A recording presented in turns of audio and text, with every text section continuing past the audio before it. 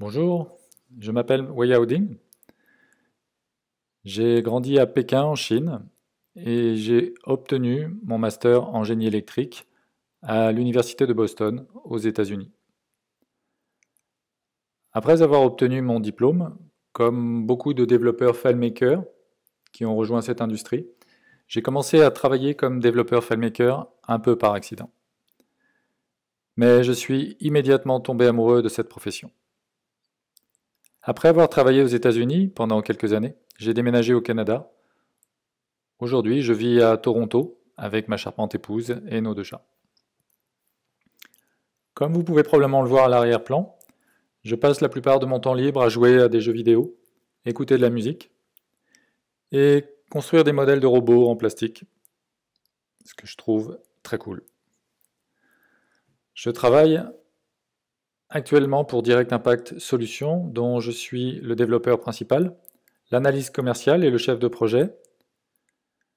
Le fait de porter plusieurs casquettes m'a encouragé à développer des techniques pour pouvoir organiser les caractéristiques de développement de manière à ce qu'elles s'alignent sur le processus commercial du client. Aujourd'hui, j'aimerais partager mon expérience avec vous.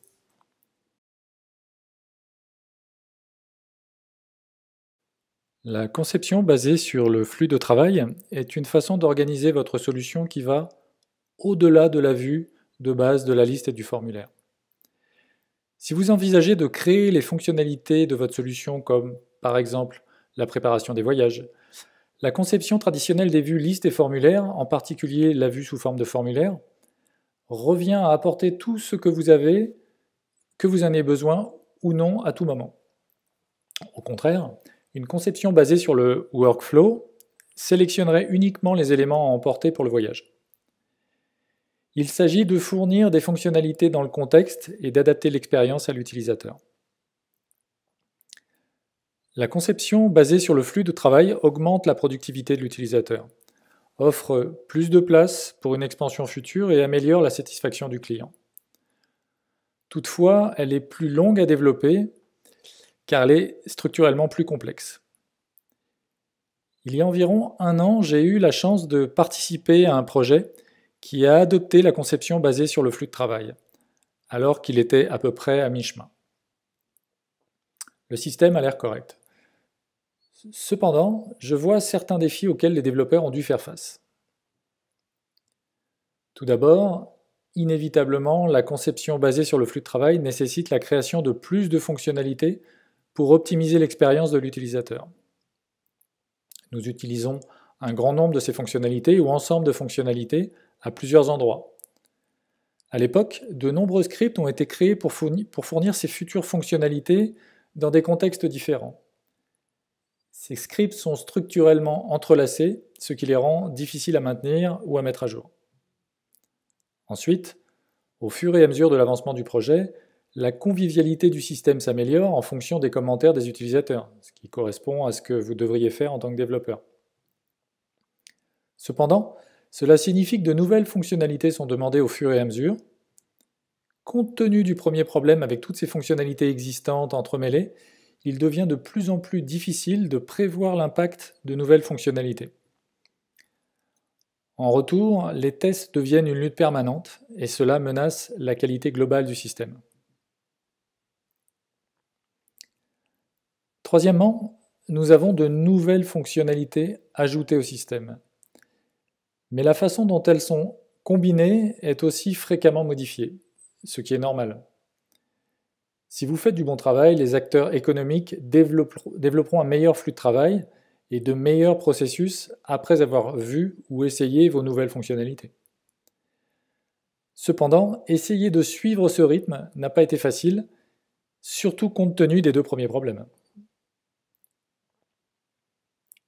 Alors, cela signifie-t-il donc que la conception basée sur le flux de travail est un canular? Bien sûr que non. Le problème, c'est que notre concepteur fait de son mieux pour aligner sa conception sur le processus commercial, mais en tant que développeur, notre approche technique ne s'aligne pas bien avec le processus commercial, ce qui a généré des défis. C'est donc le moment idéal pour examiner l'ordre du jour de cette session.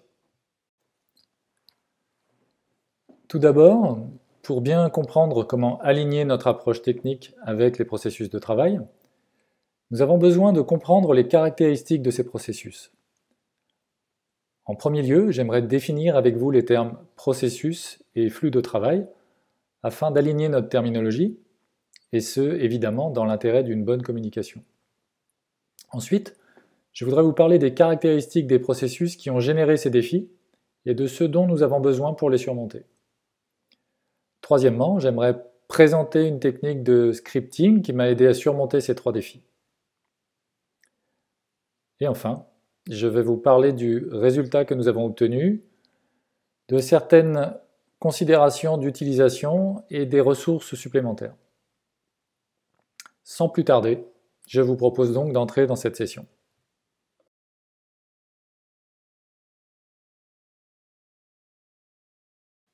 Les processus et les flux de travail ont de nombreuses définitions. Ici, je n'essaye pas de leur donner une signification définitive, je souhaite seulement préciser la terminologie pour la bonne compréhension de cette session. Beaucoup d'entre vous ont probablement déjà vu quelque chose qui ressemble à cela, que ce soit un diagramme de flux de travail ou une carte de processus. Quel qu'en soit le nom, il s'agit d'un diagramme représentant une approche par étapes pour résoudre une tâche ou atteindre un objectif. Pour cette session, j'appellerai cet ensemble un workflow ou flux de travail, et j'appellerai chaque boîte un processus.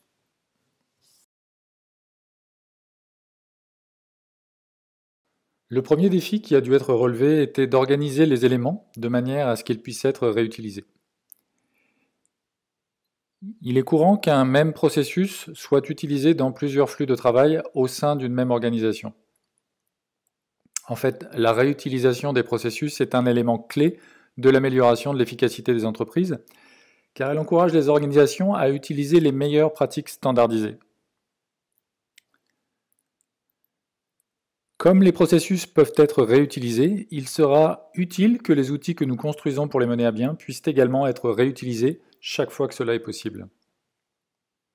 Le deuxième défi était d'organiser les fonctionnalités de manière à ce que chacune d'entre elles puisse être facilement étendue sans que cela augmente beaucoup le budget. Dans le même processus, de nouvelles tâches ou exigences peuvent être ajoutées ou supprimées pour optimiser le processus. Par exemple, une tâche de validation peut être ajoutée à un processus de contrôle de la qualité.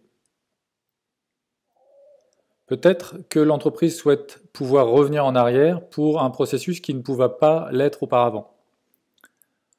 Peut-être que certaines informations passant par un processus doivent maintenant être enregistrées à des fins d'audit.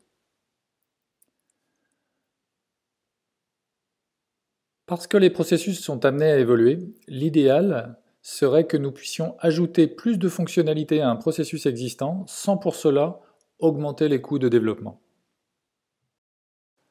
Le troisième défi auquel nous avons été confrontés est l'organisation des fonctionnalités de manière à ce qu'elles puissent être réorganisées et combinées avec souplesse.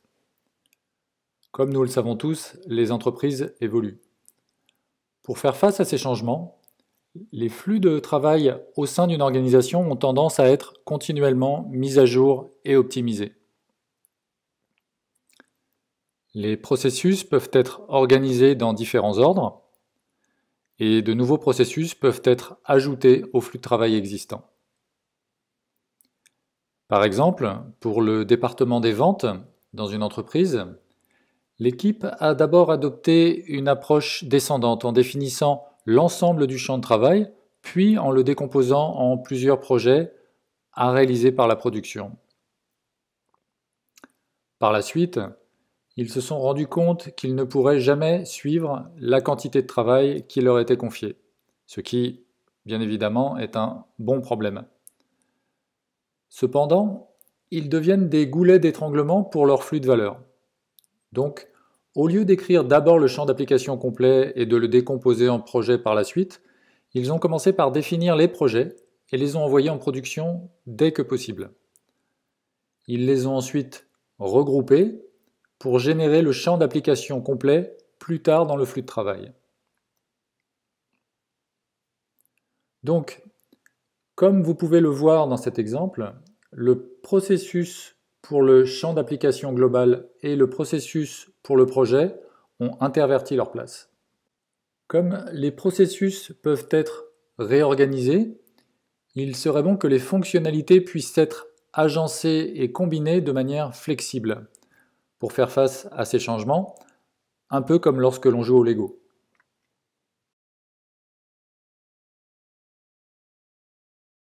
Alors, comment surmonter ces défis?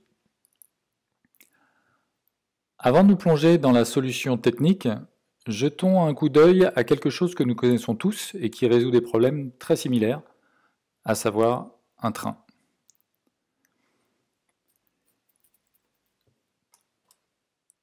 Imaginez que vous êtes propriétaire d'une entreprise de construction routière qui doit se rendre dans différentes villes pour travailler. Pour vous aider à transporter tout votre matériel, vous avez passé un accord avec la compagnie ferroviaire pour louer votre train à vous, chargé de tous vos équipements.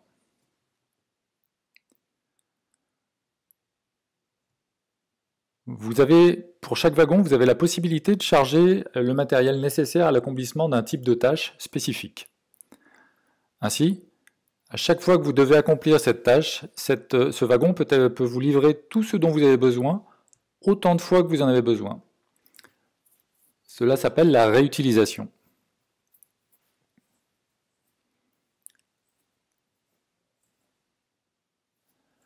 Maintenant, pensez aux équipements chargés dans ce train. Ils ne font pas partie du train. Vous pouvez les charger, les décharger, comme vous le souhaitez, sans avoir à démolir ou à agrandir le train ou à faire quoi que ce soit. C'est ce qu'on appelle l'extensibilité.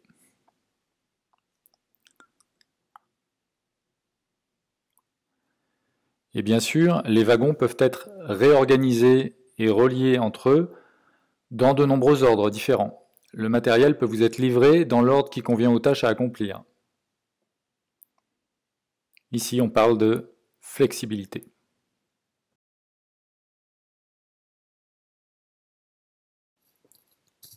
Maintenant, parlons de la façon dont nous construisons quelque chose de similaire à un train dans FileMaker. D'abord, construisons un wagon. Un wagon dans un train contient tout l'équipement nécessaire pour accomplir une tâche. De même, ce wagon virtuel que nous construisons devrait contenir toutes les caractéristiques nécessaires à l'accomplissement d'un processus. Ainsi, celui-ci peut nous fournir toutes les caractéristiques nécessaires lorsque nous en avons besoin. Nous pouvons mettre en œuvre ce wagon virtuel à l'aide d'un script FileMaker. À un niveau plus avancé, ce script nous amènera à une mise en page et à un ou plusieurs enregistrements spécifiques. Nous pourrons alors accéder aux rubriques, aux boutons, aux tables externes et à tout ce dont nous avons besoin pour mener à bien un processus sur ce modèle. Une fois que nous aurons terminé le processus en cours, ce script se terminera. Chaque fois que nous avons besoin de terminer un tel processus, nous appellerons ce script. Ce script est assimilable à une poignée que nous ajoutons à notre processus pour le rendre plus facilement manipulable dans le système. Nous appellerons ce type de script un script de processus. Voyons maintenant un exemple. Nous avons préparé un fichier de démon qui contient 3 processus. Le premier, c'est un processus pour ajouter ou modifier un employé. Le deuxième, c'est un processus pour ajouter ou modifier un projet. Et enfin, le troisième est un processus qui affecte des employés à un projet en tant que participants au projet.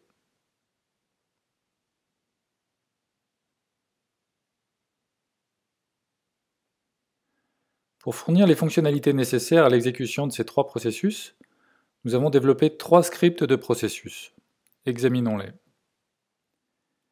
Ils sont structurellement très similaires et nous allons simplement examiner l'un d'entre eux celui des projets, pour comprendre son fonctionnement.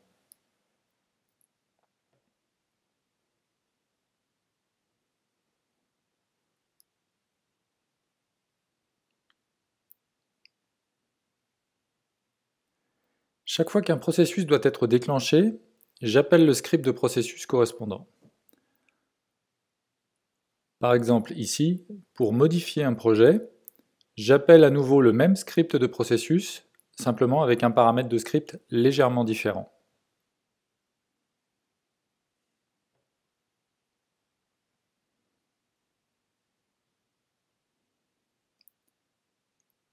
Pour s'assurer que ce script puisse être appelé de n'importe où dans le système, il devra être indépendant de la disposition et de l'enregistrement de l'appel. Tout d'abord, ce script ouvrira une nouvelle fenêtre modale pour passer à la mise en page cible sans toucher à la mise en page ou à l'enregistrement en cours.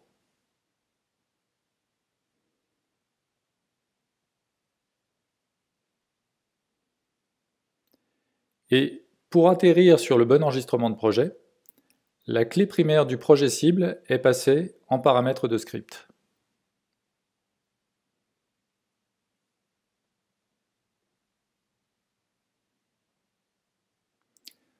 Cela signifie que l'endroit où je me trouve dans le système n'a pas d'importance. Tant que je donne au script de processus de projet un identifiant unique de projet valide, il ouvrira une fenêtre modale, naviguera vers le modèle d'édition du projet et me trouvera le bon projet à éditer.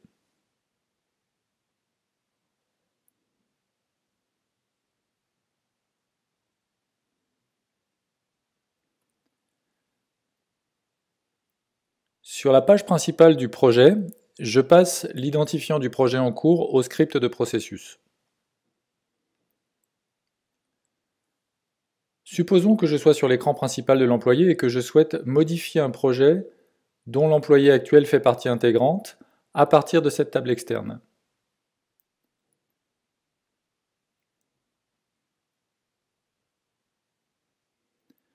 Tout ce que j'ai à faire, c'est d'appeler le même script de processus et de passer l'identifiant de projet de la ligne de la table externe en paramètres.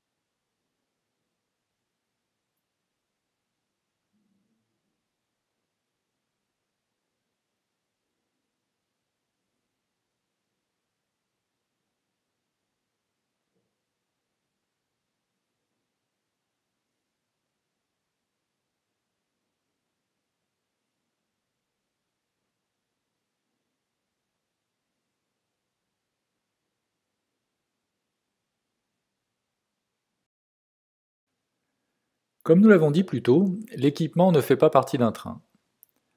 Selon cette logique, le script de processus ne doit pas interférer avec les fonctionnalités nécessaires à la réalisation d'un processus. Alors comment faire cela?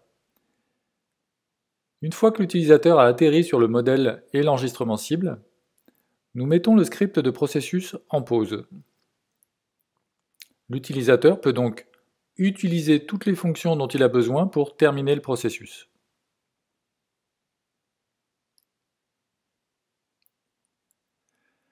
L'avantage de cette méthode est que nous n'avons pas à nous soucier du script de processus lorsque nous développons de nouvelles fonctionnalités.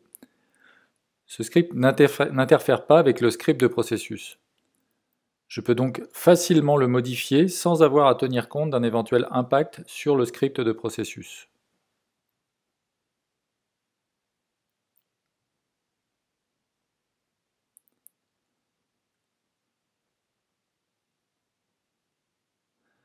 Par exemple, le script actuel n'empêche pas qu'un même employé soit ajouté plusieurs fois. Je veux donc ajouter quelques lignes de script ici pour éviter cela.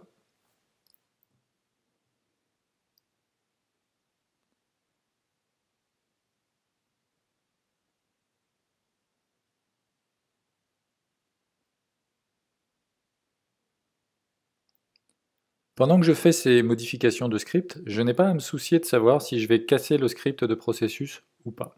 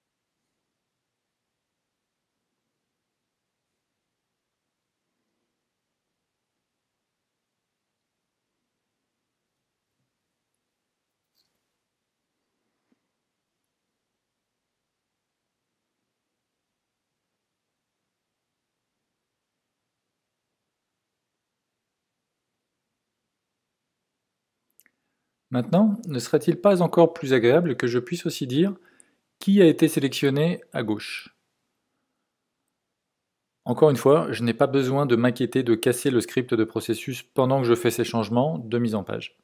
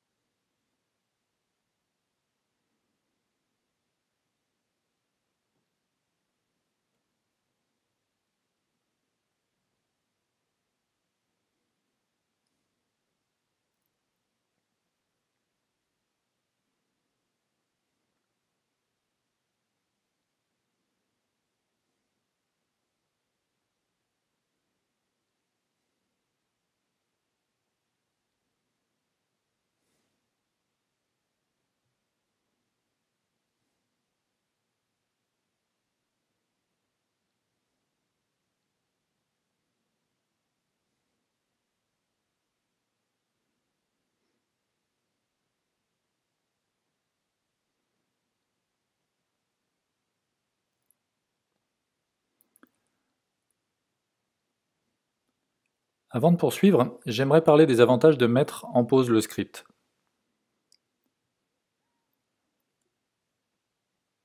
Le premier avantage d'une pause dans le script du processus, plutôt que de simplement sortir du script, est que le script du processus est toujours en cours d'exécution, ce qui signifie qu'il peut réagir aux événements si nous le voulons.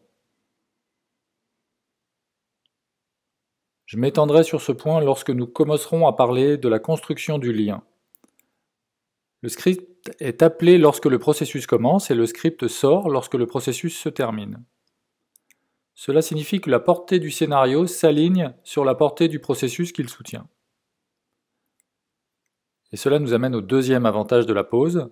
Cela nous permet, à nous les développeurs, de tirer parti de la pile de scripts et d'utiliser des variables locales plutôt que des variables globales pour stocker temporairement les informations nécessaires à un processus particulier. Par exemple, j'utilise le même script pour ajouter et modifier un projet. Je veux que cette en-tête indique si je suis en train d'ajouter ou d'éditer. Sans un script de processus en pause, vous devriez gérer une variable globale pour afficher le bon mot. Et une fois le processus terminé, vous devrez penser à vider cette variable globale pour vous assurer qu'elle pourra être réutilisée à l'avenir. Avec une variable locale, elle vit et meurt dans le cadre d'un script. Nous n'avons donc pas à nous en soucier, FileMaker s'en charge automatiquement. En mettant le script de processus en pause, nous l'enroulons autour du processus lui-même pour nous assurer qu'il n'interfère pas avec les fonctions internes.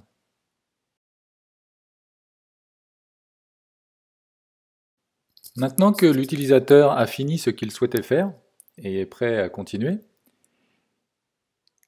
il est probablement satisfait de l'enregistrement qu'il vient de créer et souhaite l'enregistrer. Ou alors, il n'est pas satisfait de son action et souhaite revenir en arrière. Peut-être souhaite-t-il aller sur un autre modèle ou un autre enregistrement pour travailler dessus à la suite de cela. Chacune de ces différentes actions possibles va terminer le processus. C'est à ce moment où nous reprenons la main sur le script de processus pour gérer comment se termine le processus en cours. Regardons maintenant comment cela a été fait. Nous sommes sur le modèle des participants au projet dans notre exemple. Regardez attentivement le bouton Options qui se trouve ici. Pour un bouton comme celui-ci, qui ne termine pas le processus en cours, l'option du bouton est réglée sur « Mettre en pause le script en cours ». Cliquer sur ce bouton n'interfère pas avec le script du processus. Toutefois, pour les boutons « Enregistrer »,« Annuler » et « Ajouter un employé », leurs options sont toutes réglées sur « Reprendre le script en cours ». Cela permet de reprendre le script de processus en pause afin de pouvoir commencer à mettre fin au processus en cours.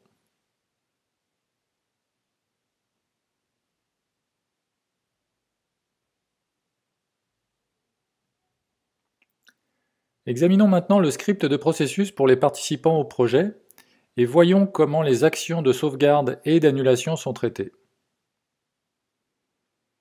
Nous cliquons sur l'une d'entre elles, elle appelle un script pour passer un paramètre. Comme le script de processus est en pause, une fois qu'il est repris, la fonction en anglais getScriptResult ou obtenir paramètre script récupère le paramètre que vous avez défini sur le bouton.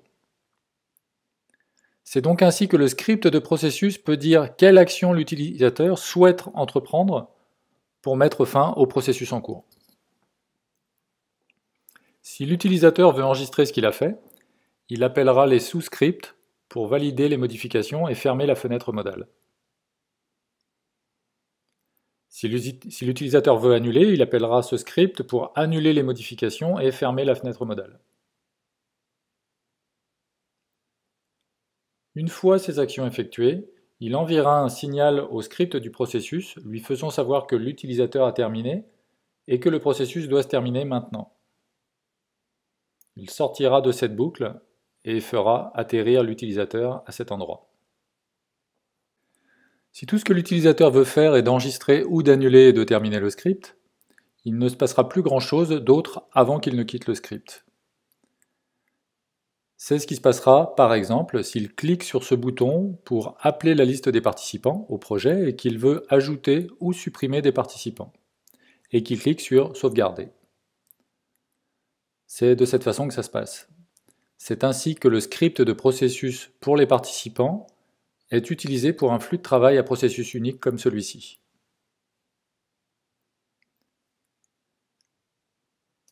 Mais maintenant, que faire si l'utilisateur veut lancer un deuxième processus? Par exemple, après avoir ajouté un employé, imaginons qu'il souhaite ajouter un projet.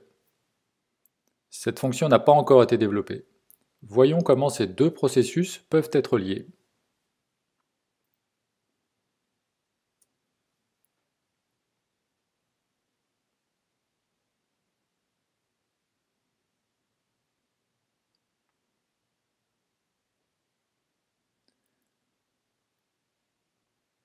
Le premier processus est donc celui des employés. Ouvrons la fenêtre modale de l'employé. Pour l'instant, nous n'avons que deux boutons ici, sauvegarder et annuler.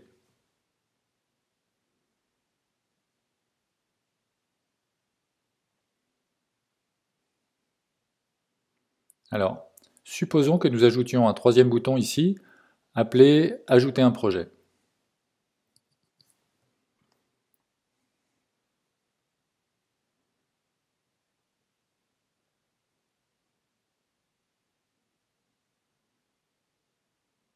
Alors, c'est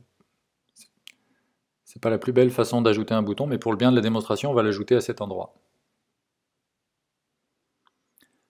Nous voulons maintenant nous assurer que l'action du bouton est réglée pour reprendre le script en cours et que le paramètre est différent de enregistrer ou annuler, car il s'agit d'un type d'action différent. Nous allons le nommer ici ajouter un projet.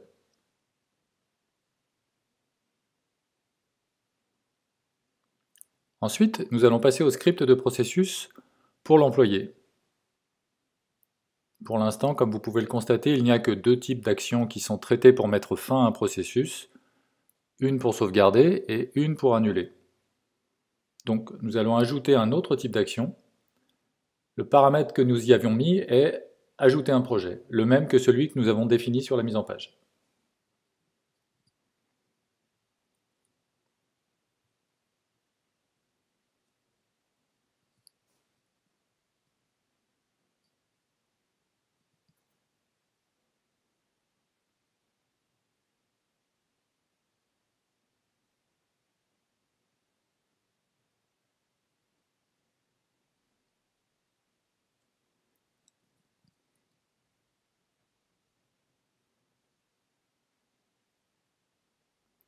Alors tout d'abord, il reprend le script du processus là où il en était, tout comme pour les actions sauvegardées et annulées, car cela nous obligerait à quitter la mise en page et l'enregistrement actuel.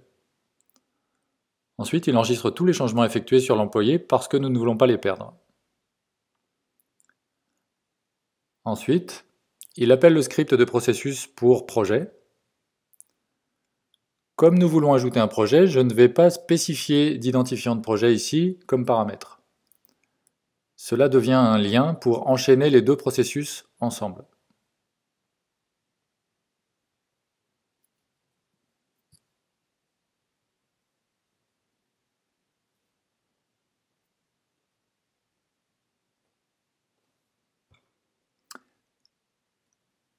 Nous allons donc essayer cela. Allons dans le dossier principal de l'employé, essayons de modifier les informations sur l'employé. Ensuite, au lieu d'enregistrer, je veux ajouter un projet. La fenêtre de la fiche de projet m'amène à lancer le processus d'ajout de projet. Une fois que j'ai fini de modifier le projet,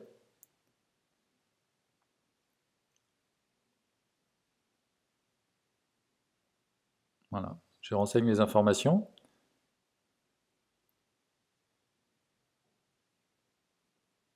Et une fois que j'ai fini de modifier le projet, je clique sur enregistrer. Comme vous pouvez le voir, le projet a été ajouté, ce qui signifie que les modifications que nous avons apportées ont permis d'enchaîner deux processus avec succès.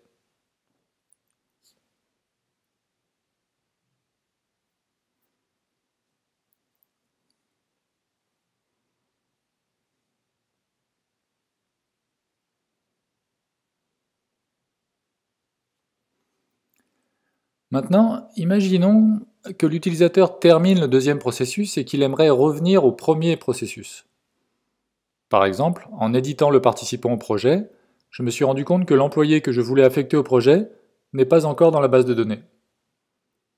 Je veux donc aller ajouter cet employé, puis revenir pour éditer les affectations au projet.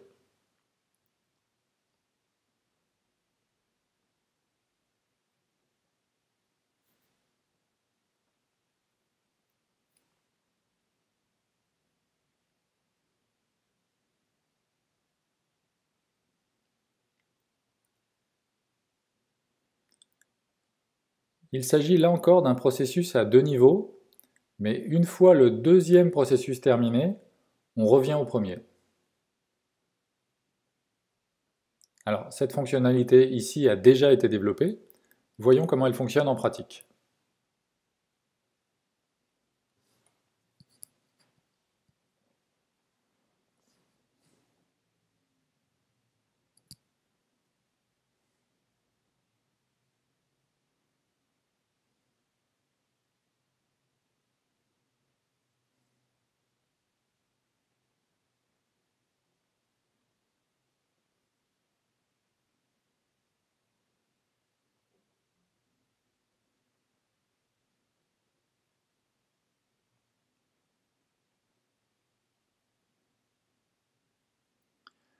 Pour cela, voyons d'abord ce que fait le premier script de processus en l'occurrence le script de processus pour les participants. Lorsque l'utilisateur clique sur le bouton pour ajouter un employé, cela ressemble beaucoup au deuxième exemple de scénario. Tout d'abord, il reprend le script de processus car cela nous obligerait à quitter la mise en page actuelle. Ensuite, il enregistre tous les changements effectués concernant le participant parce que nous ne voulons pas les perdre. Et ensuite, il appelle le script de processus pour l'employé.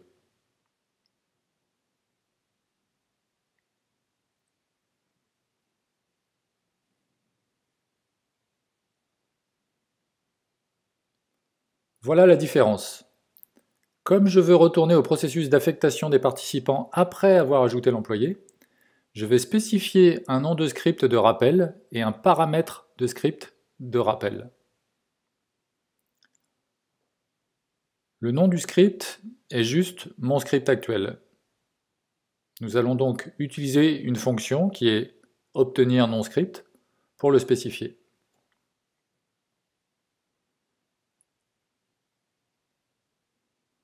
Le paramètre de script est le paramètre de script que j'ai obtenu au début de mon script de processus d'affectation.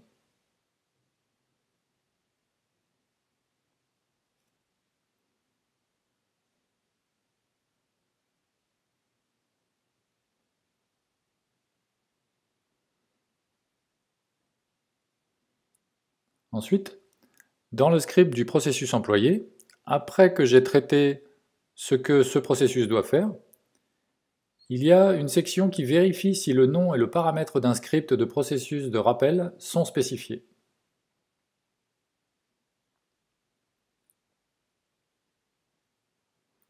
Si jamais ils sont fournis, le script du processus en cours appellera le script demandé avec le paramètre spécifié en utilisant la possibilité d'exécuter le script avec un nom calculé, fonctionnalité introduite dans Claris FileMaker 18.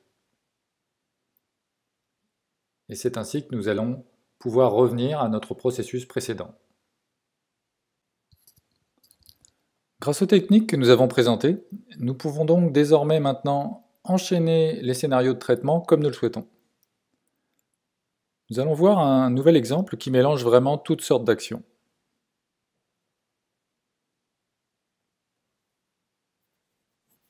Ici, vous voyez un flux de travail qui contient 3 processus, tous liés les uns aux autres. Nous avons commencé par ajouter un projet, et ensuite nous avons modifié son destinataire. À mi-chemin, nous avons réalisé que l'employé que nous essayions d'assigner à un projet n'était pas encore dans la base de données, alors nous l'avons ajouté. Une fois que nous l'avons terminé cela, nous allons pouvoir ajouter d'autres participants, puis nous retournons finir d'éditer le reste du projet. Regardons comment cela fonctionne en pratique.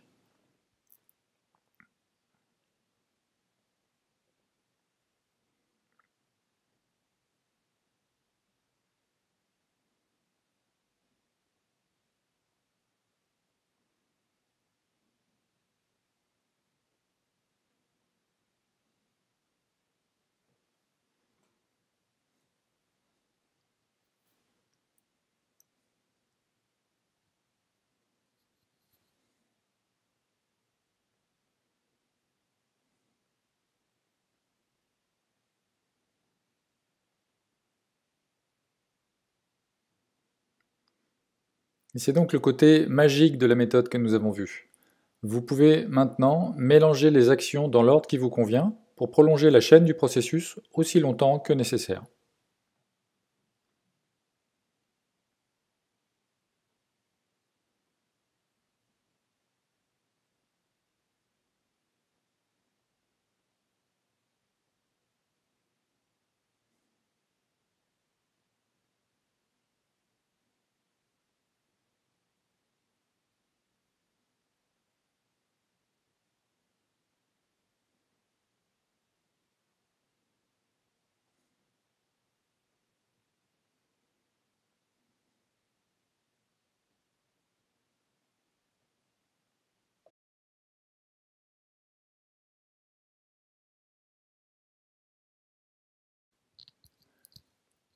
Que nous apporte réellement cette technique? Nous allons revenir sur les 3 défis que nous avons souhaité relever, à savoir la réutilisabilité, l'extensibilité et la flexibilité.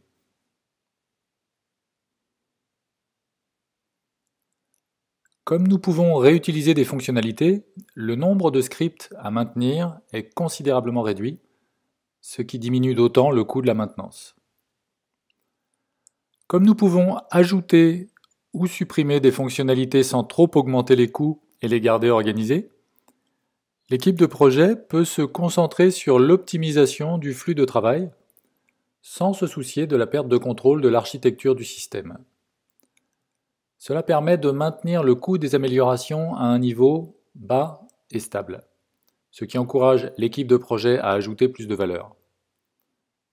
Cela signifie également que les nouvelles fonctionnalités ajoutées au système ont un impact relativement prévisible. Il est donc relativement plus simple de tester un tel système, ce qui réduit également les coûts des tests et en plus améliore la qualité globale du système.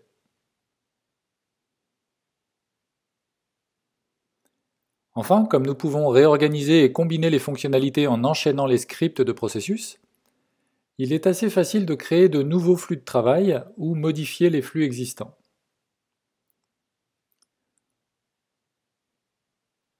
Probablement vous vous souvenez comme il était facile de créer un nouveau flux de travail pour ajouter un projet après avoir ajouté un employé dans la démonstration. Cela réduit encore le coût du changement en encourageant l'équipe de projet à accepter les changements, en particulier ceux qui découlent des commentaires des utilisateurs. Ce type de fonctionnement vous garantira en outre un projet agile. Bien sûr, cette technique a ses limites à son utilisation. Premièrement, la qualité de nos systèmes dépend du processus et du flux de travail qu'ils servent. Cette technique vous aide à organiser vos fonctionnalités pour réduire les coûts de développement. Cependant, elle ne permet pas d'améliorer comme par magie un mauvais flux de travail.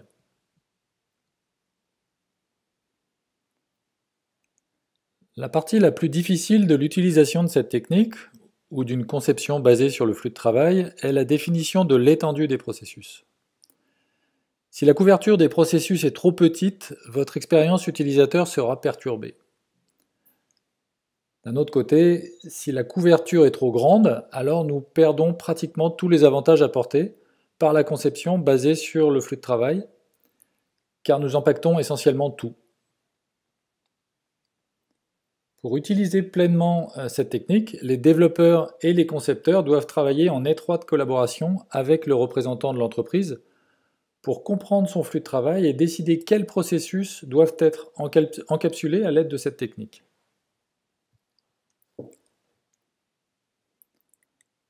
Ensuite, il existe certaines limites techniques.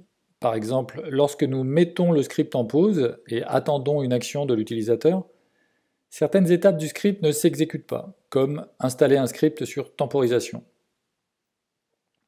De plus, il gèle pratiquement toutes les activités sur les autres fenêtres que celles de votre fenêtre modale active. Par exemple, si vous disposez d'une solution multi-fenêtres et que vous vous attendez à ce que plusieurs fenêtres FileMaker interagissent en même temps, cela risque de poser problème pour cette technique.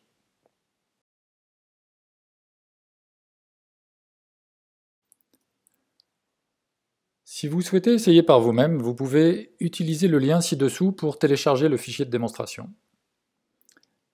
Comme nous le mentionnions précédemment, les 3 scripts de processus inclus dans ce fichier de démonstration sont très similaires sur le plan structurel.